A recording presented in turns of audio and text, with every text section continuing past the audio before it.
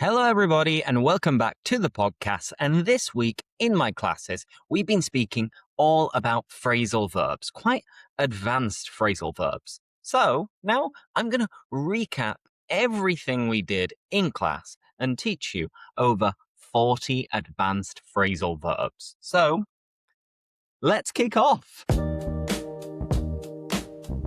Yes, as I said, this week it's all about phrasal verbs.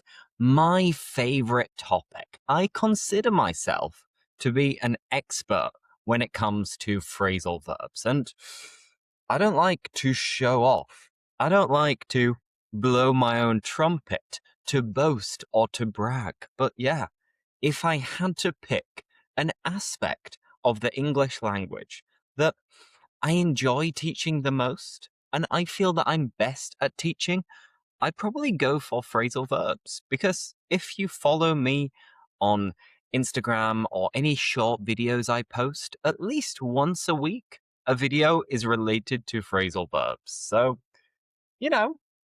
I feel like it's an area that is my expertise. I'm an expert in phrasal verbs. And I don't know about you, but most people will say that they struggle when it comes to phrasal verbs, that they have difficulty understanding phrasal verbs and using phrasal verbs when it comes to the moment of truth. So I'm sure you're really going to enjoy this lesson.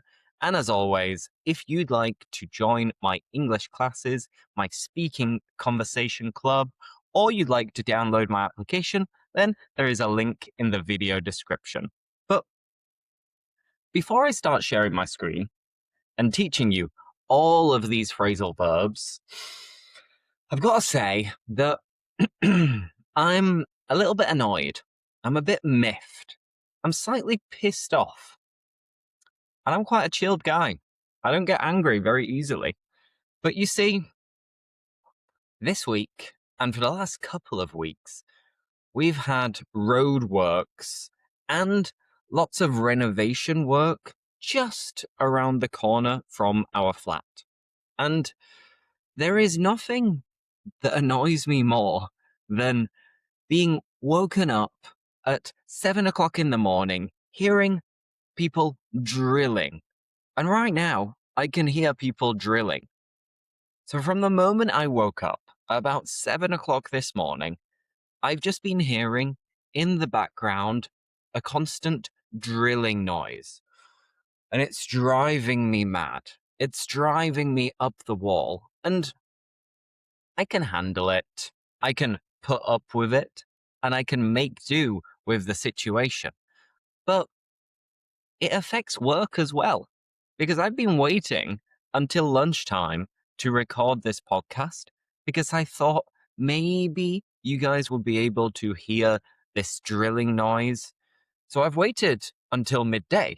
I've waited until noon. Right now, it's 12 o'clock when I'm recording this. And they still haven't packed it in. They still haven't packed it in. Phrasal verb, pack it in, means to stop. So I can still hear people working around the corner. You have scaffolding on the building in front of me. You've got lots of road works on the road. So it's just constant noise. And it's in moments like this when I think to myself, maybe I should live in the countryside. Maybe I should go to a calm place in the middle of nowhere where buying property is cheaper. You have more nature very close to you. And you don't get disturbed by all of these problems that come with living in a city. And this seems like it's always a problem. You've always got people renovating their house, or you've got the local council trying to do some kind of roadworks when it never seems necessary. Here in Brussels, wherever I walk, every couple of weeks, there's a new street that has been cut off because they're doing roadworks. So please, give me patience. Because if this continues for another few weeks, honestly, I'm gonna be going crazy. So, wish me luck, and let's hope that the roadworks end sooner rather than later. Fingers crossed. Fingers crossed. And let me know. Does this bother you as well? Does it wind you up and piss you off when you can hear constant drilling all the time? And if you don't work remotely, well, I guess it doesn't affect you quite as much. Because if you work in an office, you've always got the possibility of escaping, getting away from it. Now, maybe I could go to a co working office, but I can't really do that if I want to record podcasts and teach classes because I'm making quite a lot of noise. So, yeah, anyway, I felt like moaning. That was a moment for me to just complain. So, thank you for listening, and I apologize for my constant complaints. And now, dun dun dun dun dun dun dun dun dun, it is time for some phrasal verbs. And the first activity we're going to do is maybe the easiest one. Because if you can see my screen right now, you can see the instruction of what does this one mean? And this one is referring to the phrasal verb in bold. So now looking down, you've got an example sentence or a question. This one is, can you pick me up at 6? Now, pick me up is the phrasal verb. And I'm sure you understand what it means, but how else could you say this? What synonyms could you use instead of pick me up? Any ideas? Well, I would say, can you come and collect me at 6 o'clock? So pick me up is another way of saying collect by car. Next, I found out he was moving abroad. What does find out mean? Well, find out is like discover or to learn. So I found out he was moving abroad is I discovered or I learned that he was moving abroad. Find out, discover.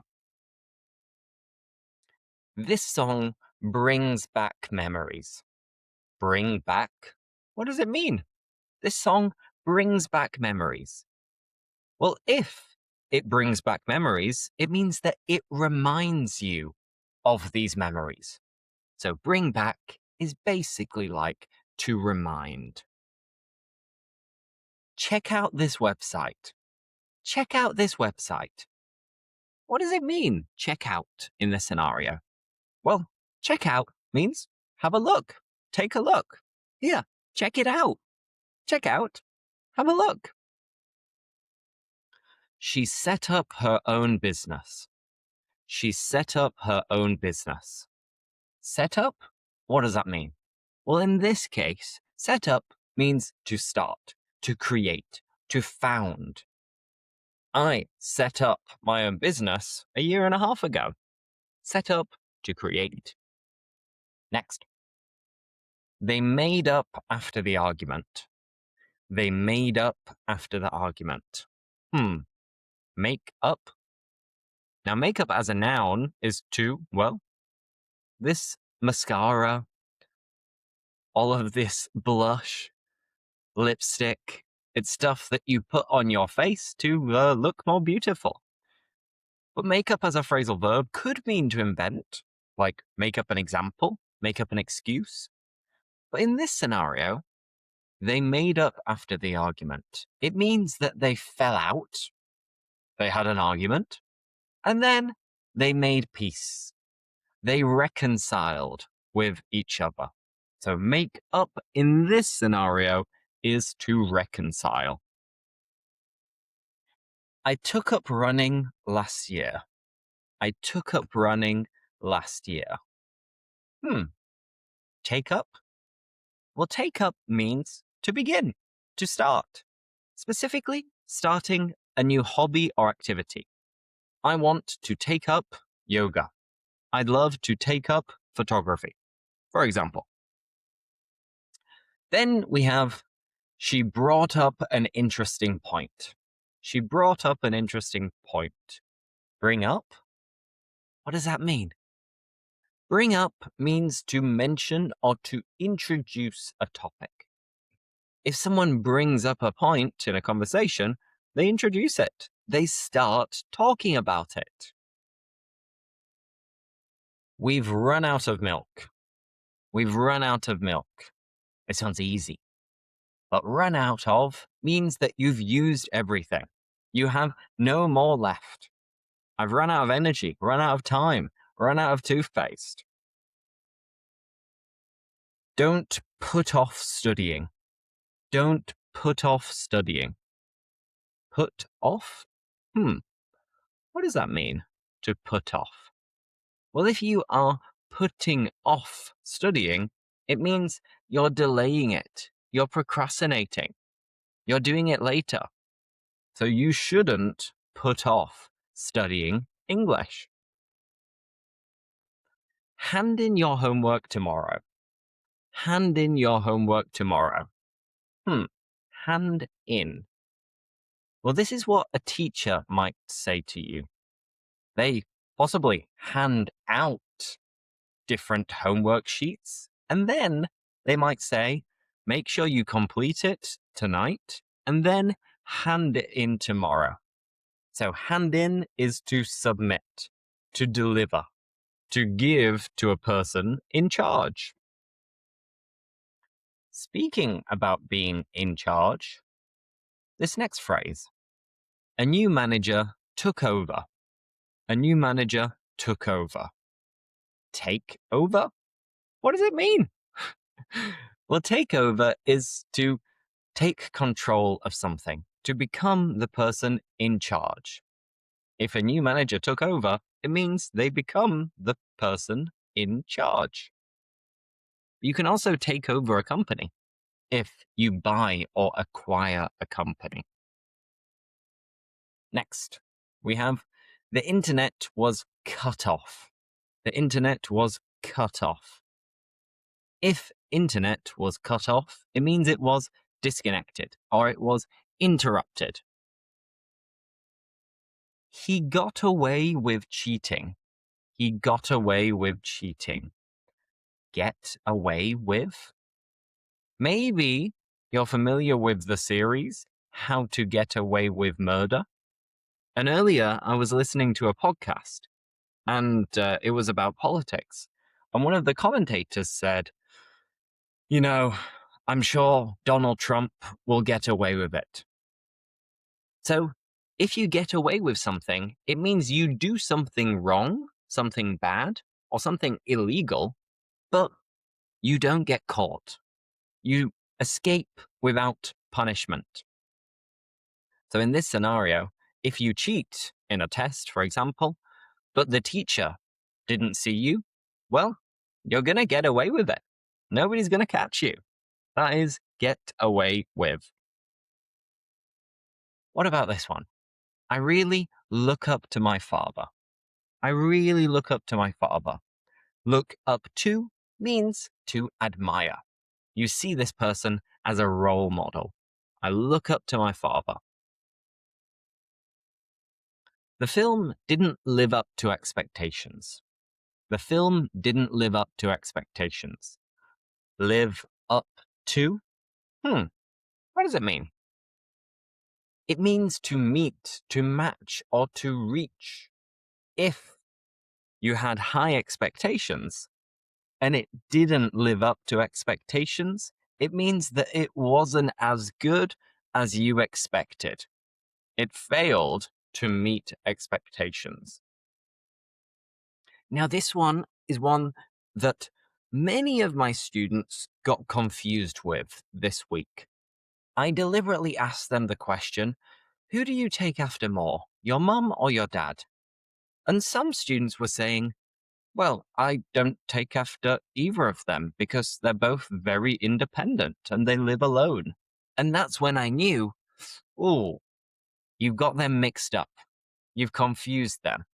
Because take after means to resemble, to be similar to. I take after my mum. I am similar to my mum. But I don't look after my mum. So look after is to take care of, and take after is to be similar to. And let me know in the comments, who do you take after more? Your mum or your dad? Now, this is one that we're going to have another look at later. The sentence is, doctors ruled out infection. They ruled out infection. To rule something out is like to eliminate as an option, to discard. If the doctor ruled out infection, it meant he was convinced there was no infection. Another example I've been giving this week is I kind of want to leave Brussels. I want to move. So then I'm thinking, should I move back to Spain? Should I move back to the UK? Or should I move to Brazil? Now, Brazil is another continent. It's quite far away. So I prefer to be closer to my family. So I'm ruling out that option. I'm discarding that option. Do you get it? Rule out, to discard, or eliminate as an option. And this one? Can you back up your argument? Can you back up your argument? Well, to back up is to support. If you make an argument, you need to back it up with facts and evidence. So that is back up. And that's the first activity. And there I've already shown you, I think, about 20 different phrasal verbs. Hopefully, you've already learned a few things already. And if that's the case, don't forget to leave a like because, the more people who like these videos, the more I know that I should continue to make them. So back me up and leave a like on this video. But before we continue with some other difficult phrasal verbs, let me just ask myself some random conversation questions, again using phrasal verbs. So, the first question is, have you ever fallen out with a close friend? Have you ever fallen out with a close friend? And remember, fall out is like to have an argument, have a disagreement. And I haven't really fallen out with many close friends. No. Sometimes they can say something that annoys me, that gets on my nerves, but usually my approach is just to think, okay, whatever. I kind of just move on from it and I forget about it. So I'm fortunate that me and my friends are very similar. So we don't worry about these little issues, little problems. But sometimes in a group of friends, you'll always have some people that might have more issues with each other and they might fall out with each other. But I think most of the time they make up. So if they fall out, then they make up with each other. The second question. How about, have you ever called in sick when you weren't actually ill? Have you ever called in sick when you weren't actually ill? To ring your boss saying, sorry, I can't come to work. I feel terrible. And then you didn't actually feel terrible. Well, I don't know if I've done this exactly, but I've probably maybe extended a sick leave because I might have been off work for a couple of days and I started feeling better. I was getting over the illness, but it was already Thursday. So maybe I thought to myself, what's the point in going to work just for Thursday and Friday?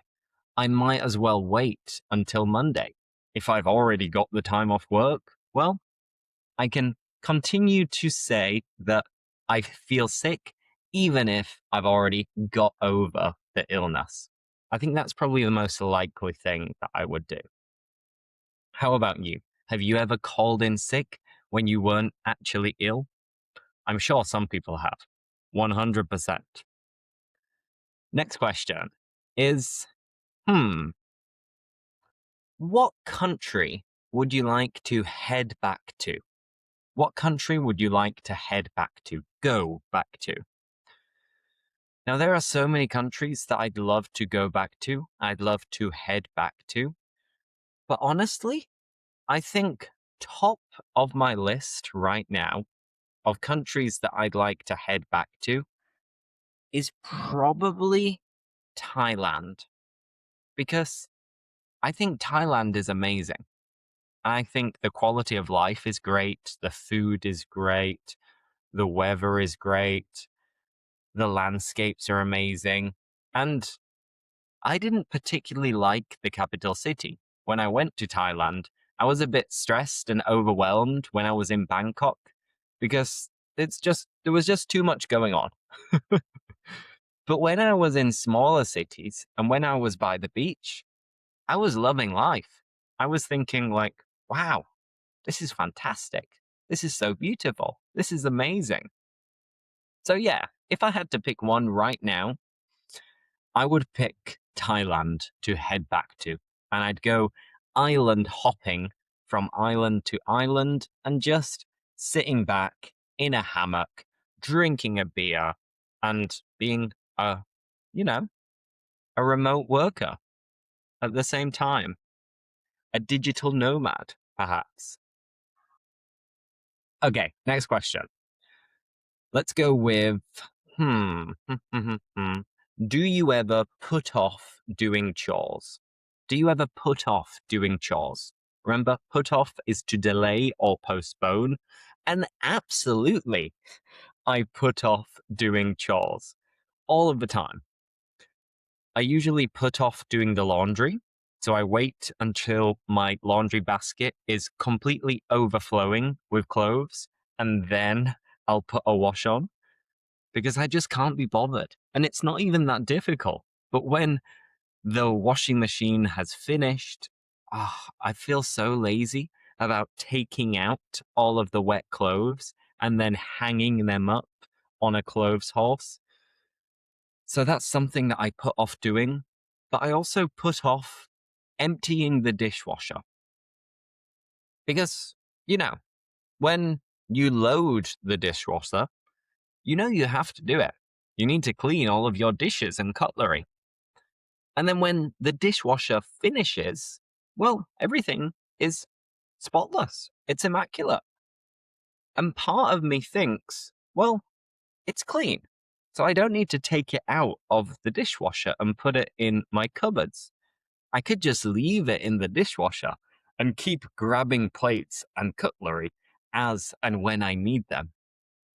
So maybe I'm the only one to do this, but I think right now the dishwasher has quite a lot of plates in it that are perfectly clean, but I just can't be bothered to unload the dishwasher. I know what you're thinking. I'm a nightmare, aren't I? Maybe that's the case. Next question.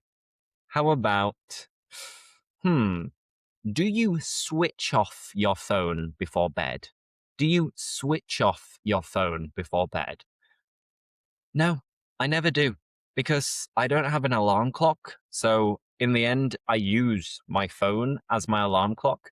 So I can't possibly switch it off. Of course, my phone is always on silent. So I never hear when people are sending me messages or calling me. But I never switch it off either. I just, I turn it over so I can't see any notifications when I'm sleeping. And that's it. But yeah, I never switch it off. No, no, no. Now, we might return to some of these easier questions, but right now I want to go back to the phrasal verbs. The phrasal verbs included in the PowerPoint. And in the last few weeks, I've been recording this podcast before I actually started teaching the groups. But this week is different because I was home in England last week, so I didn't manage to do any podcasts. But I can also say I didn't manage to get round to recording podcasts. And if you get around to doing something, it means you find the time to do it. Even this morning, I was going to go for a run, but I didn't get round to it. I didn't get round to going out and going for a run. So that is the first advanced phrasal verb. Now, let's match the rest of them. A few of them were included in the first activity. One being back up.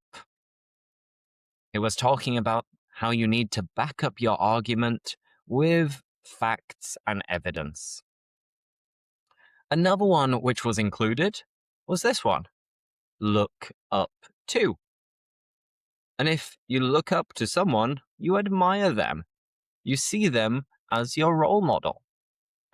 Last night was the match of Argentina against Egypt, and I know that many people around the world look up to Lionel Messi because he's the greatest footballer that has ever lived.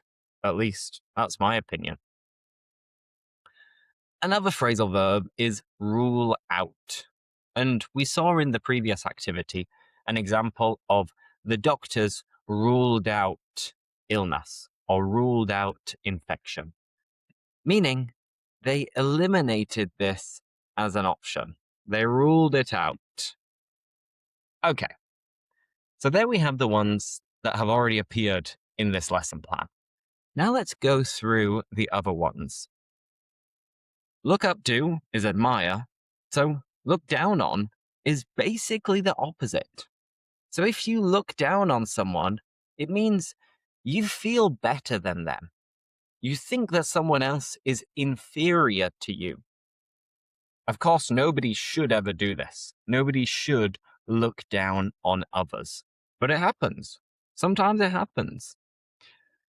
Now, how about the last one? Put up with. I began this podcast complaining about the roadworks and the drilling, which, by the way, has stopped. Thank God. I guess they're having lunch at the moment, as expected. It's about time.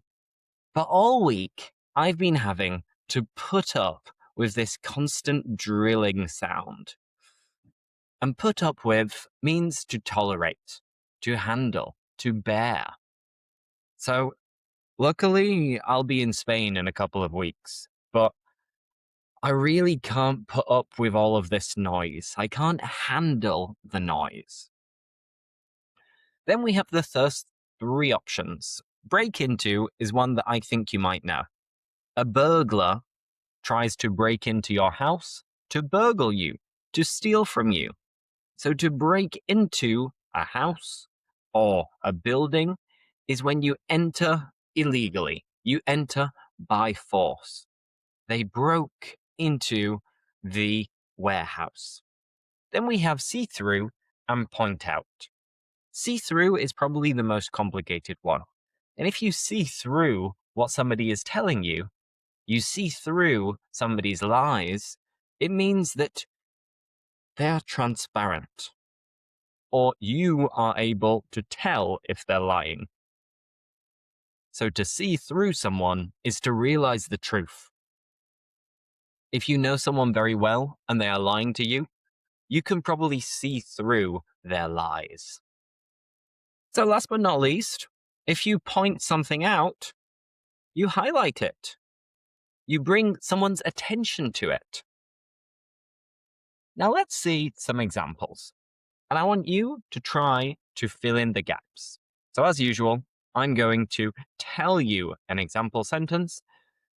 And the second time I read it, I want you to already know which phrasal verb it could be. Ready? Number one, I really, my grandfather because he has always worked hard and helped others. I really look up to my grandfather because he has always worked hard and helped others. Look up to, remember, admire. Number two, the police couldn't the possibility that someone else was involved. The police couldn't rule out the possibility that someone else was involved. So remember, rule out is eliminate as a possibility. They couldn't rule it out. They had to keep considering it. Number 3. I finally beep cleaning my room after putting it off for weeks. I finally got round to cleaning my room after putting it off for weeks. I finally found the time to do it. And remember, ing. I got around to cleaning my room. Number 4. She immediately beep his excuse and knew he wasn't telling the truth. She immediately saw through his excuse and knew he wasn't telling the truth. She saw right through him. She detected that this excuse was made up. Number 5. Someone tried to beep our house while we were on holiday. Someone tried to break into our house while we were on holiday. Break into, enter by force. Number 6. My teacher beep a few mistakes in my presentation so I could improve it. My teacher pointed out a few mistakes in my presentation so I could improve it. If they point it out, they highlight it, they underline it, they bring your attention to it. Lovely. Number 7. I don't know how you beep that noise every day. It would drive me crazy. This is exactly what's been happening to me. I don't know how you can put up with that noise every day. It would drive me crazy. Awesome. Number 8. Can you beep your opinion with some evidence or examples? Can you back up your opinion with some evidence or examples? Back it up. If you're saying something, you need to back it up, support it. And lastly, number 9, some people beep others because of their job or social background. Some people look down on others because of their job or social background. They look down on others. Remember, if you look down on someone, you think that you are better than them.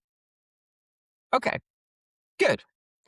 Now I'm going to use some of these phrasal verbs in conversation before we step it up a bit and look at some other similar phrasal verbs. Let me begin with break into, because when I was at university, I remember in my second year of uni, oops, I feel like I'm about to sneeze. So let's see. I can feel, that moment before you sneeze where your nose starts itching, but it seems like it's gone away. Let's see if it stays away. But anyway, going back to what I was saying, in my second year at university, I was living with friends. And I remember we all went out for a night out and we were dressed up because I think it was Halloween. And when we all got back home, to our disappointment and sadness and anger as well, we realized that somebody had broken into our house. We found out that somebody had broken into our house. And there was no violence involved, so I guess we were lucky. But we all realized that we hadn't lost them, that our laptops had been stolen, that burglars had clearly been watching to see when we were going to go out. And the moment we went out, they must have approached the house and broken in, and they grabbed all of our electronics. So they got laptops, tablets. I think they even stole somebody's PlayStation. Luckily, it's only happened to me once, And they only got my laptop, so it wasn't a huge deal in the end. But yeah, I have been broken into before, and I hope it never happens again. Now, what about look up to? Remember, this means to admire. I often say that I look up to my granddad from my mum's side of the family. And I don't know if it's just you, but usually, speaking to friends, you have a better relationship with your mum's side of the family than your dad's side of the family. This is a massive generalization, so I know it's not true for everybody. But in my experience, your mum's side of the family tends to be closer to home or perhaps more invested. And that is usually because maybe comparing sons and daughters, and I look at my own case, which is the same as well, my sister is much closer to home and she doesn't live abroad. So I can see in the future that my nephew will be a lot closer to my mom and dad than to my brother-in-law's mom and dad. It might not always be the case, but usually I feel like you are closer to your mum's side of the family or mum's parents than your dad's parents. Let me know if you think there might be some truth to this hypothesis. And if you think that I'm just talking rubbish, also let me know. So feel free to write in the chat, in the comments, Lewis, you're talking rubbish. Pack it in. And that's fine as well. But the reason I was saying this is because I always looked up to my mum's dad, my granddad on my mum's side of the family, because he was funny. He had a good sense of humor. He was always in a good mood. And I spent a lot of time with him growing up. So as a result, my granddad Arnie is someone who I've always looked up to. I've always looked up to him so much. And the opposite? Look down on? Why do you think some people look down on others? We were having this discussion in class this week.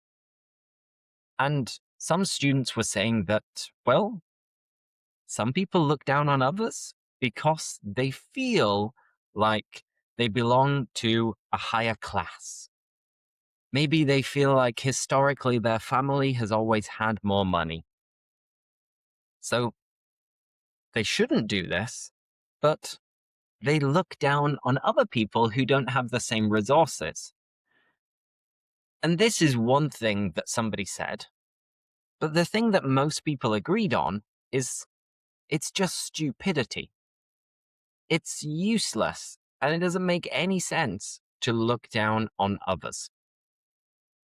And I think that is the prevailing argument, that anybody, no matter how important you are, if you look down on other people, that immediately makes you show your true colors.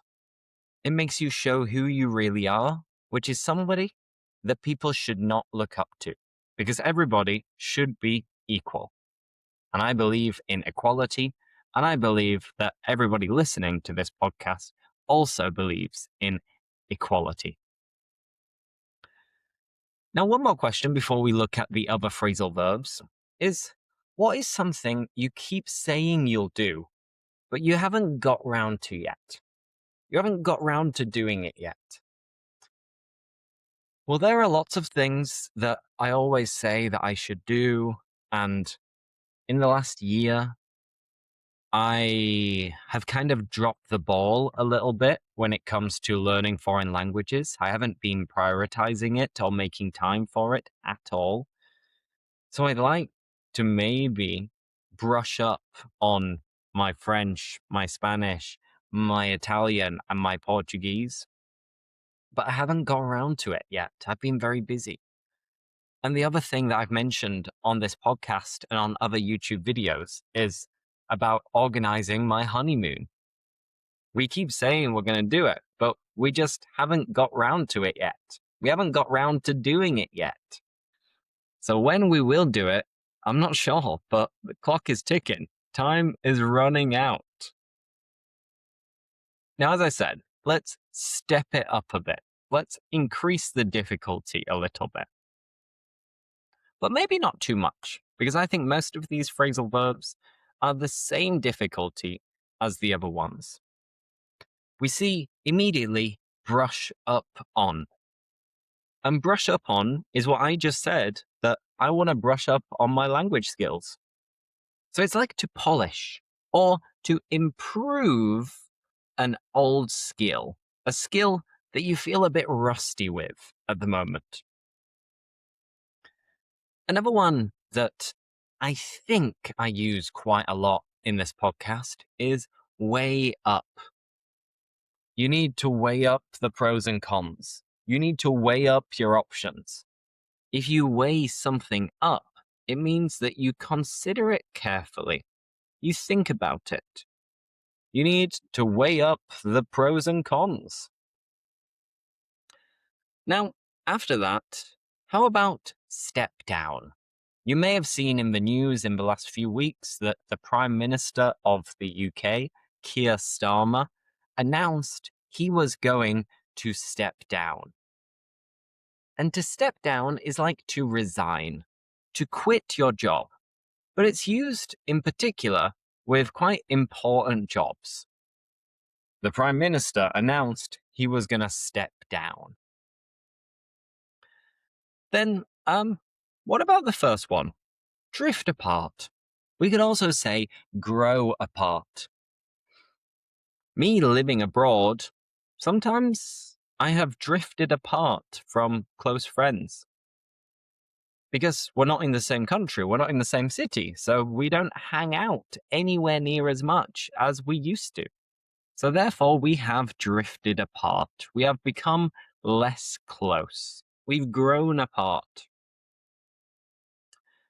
And then, what about this one? Map out.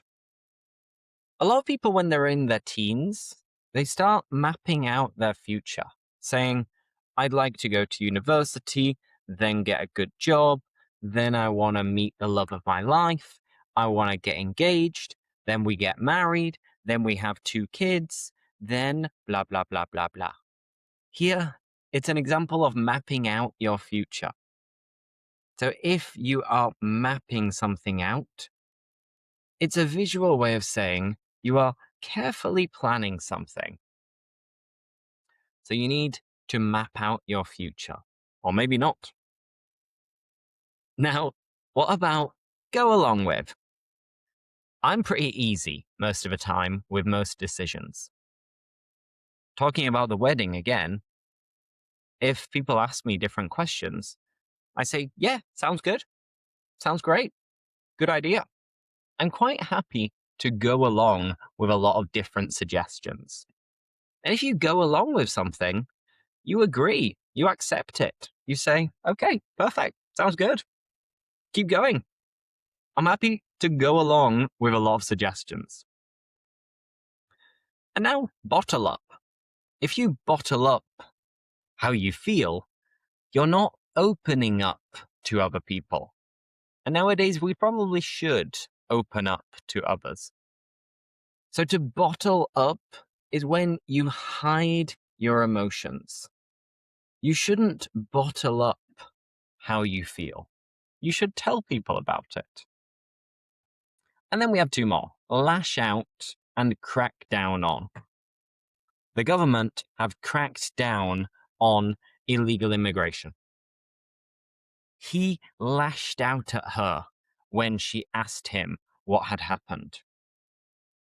So, from those 2 examples, we can tell that lash out is when you react angrily, verbally or physically, and crack down on is when you enforce stricter rules.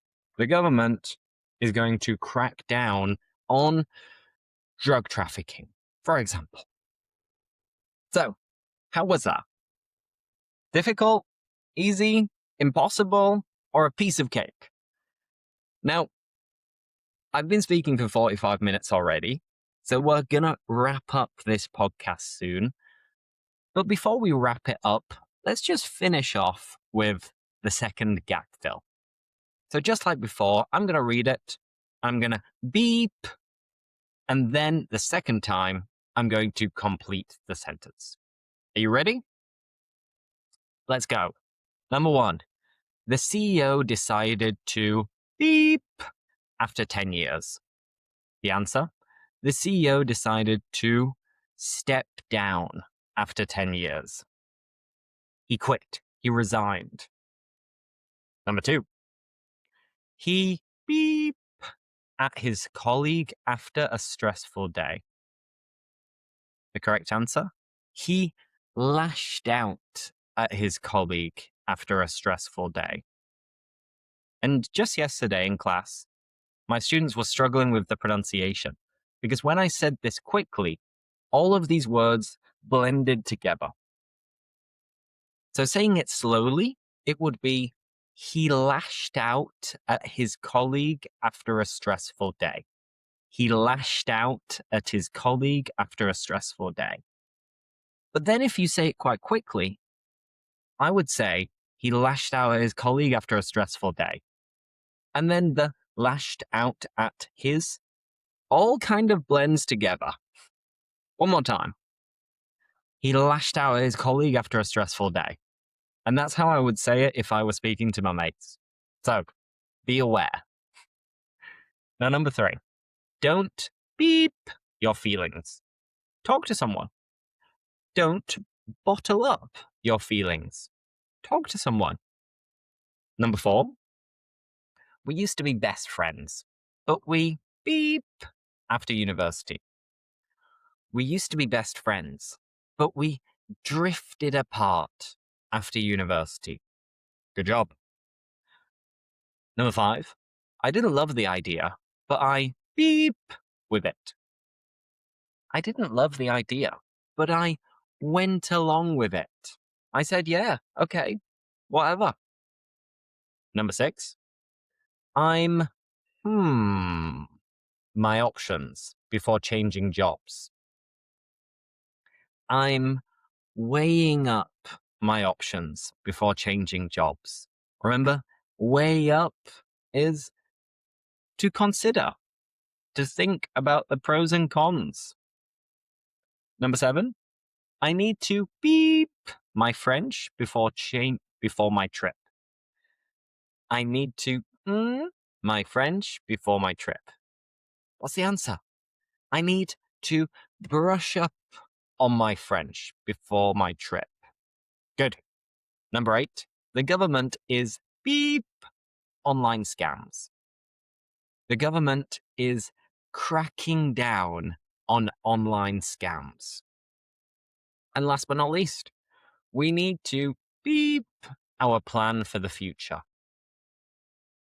We need to map out our plan for the future. So, easy, right? Nah, I'm kidding. I'm pulling your leg. I'm having you on. I know it's a very, very difficult topic, and I've chosen especially difficult phrasal verbs because everybody knows the phrasal verbs that are used over and over and over again. That's why I thought I would pick phrasal verbs that most people are unaware of. And that way, you can test yourself to use them in conversation and keep an eye out and an ear out to see if you can hear these phrasal verbs being used on podcasts, the news, TV, and so on. So that's it. Thank you, everybody, for watching. Please leave a like. And yeah, I'll see you next time. And if you want to join my classes, you can just follow the link in the video description. So thanks a lot, and I'll see you next week. Bye-bye.